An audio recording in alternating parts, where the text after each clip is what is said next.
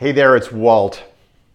I was reading the New York Times the other day, and there were 3 articles nearly back to back in the same stream on the digital version of the New York Times that caught my attention and started me thinking.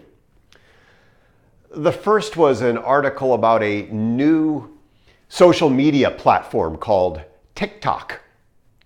And I love social media, so I started reading that. I think social media is such a cool tool for business. I think it's a wonderful platform for connecting with other people. Ann and I have enjoyed social media as a way to stay in touch with people that we've met on our adventures all around the world, people that we ordinarily would have lost touch with. And social media is fun and it's useful. And of course, for those who rail against social media, I say, well, that's kind of like railing against a screwdriver or a hammer. It can be used just as a tool. But I happen to love social media. And the article caught my attention, but love was not the first response I had to this.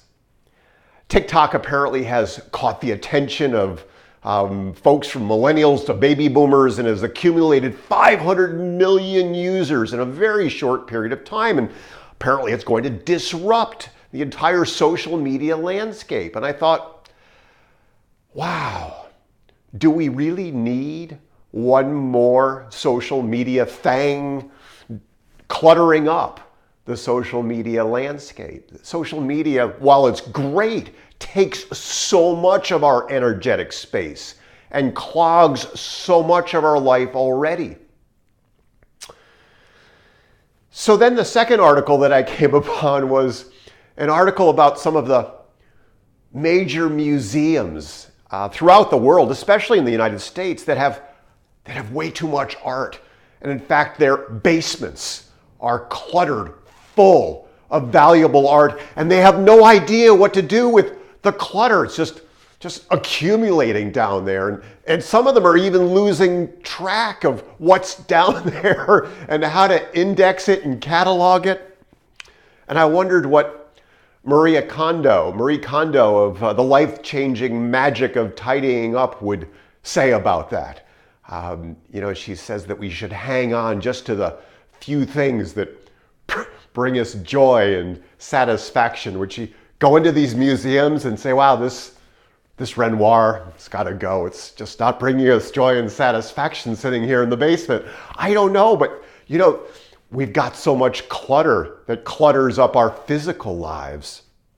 And then right after these 2 articles, the one on TikTok and the one on the museum, I came across this third article in the New York Times in the same feed, and it talked about the science, the neuroscience of silence and space, and how critically important it is for our wellness, for our well-being, to reclaim silence and space, to connect with silence and space, and how noise, all of the noise of the world, all of the stuff that comes at us actually harms us, drags us down, impacts our ability to focus, our acuity, our energy, impacts our blood pressure, our physiology, our ability to sleep.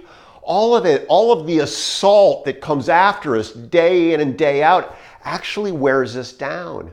And even if we like the busyness of a city, even if we enjoy music and the stimulation from the outside, still the science shows that we as human beings, we need places of silence, we need open space in order to heal, to ground, to connect with ourselves again. And that if we don't do it, we don't do it at our peril. And so, while it's great to have all of the digital tools at our disposal, I love technology. It allows us to do work anywhere in the world, to connect with our people all over the world, to stay in touch, as I said, with friends. I love beautiful art. I love the things that bring us joy and satisfaction that we surround ourselves. And the greatest challenge of our age is not that we have too little, it's that we have too much. We have too much coming at us all of the time. To emails, text messages, notifications, and alerts, just things pouring at us, too much information, too many spinning plates. We have so much going on.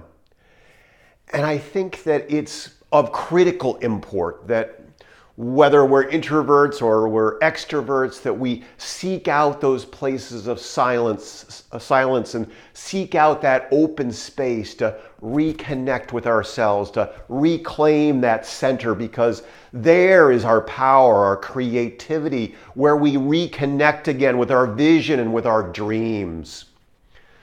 And so I'm thinking, maybe it's important to Marie Kondo our brains from time to time.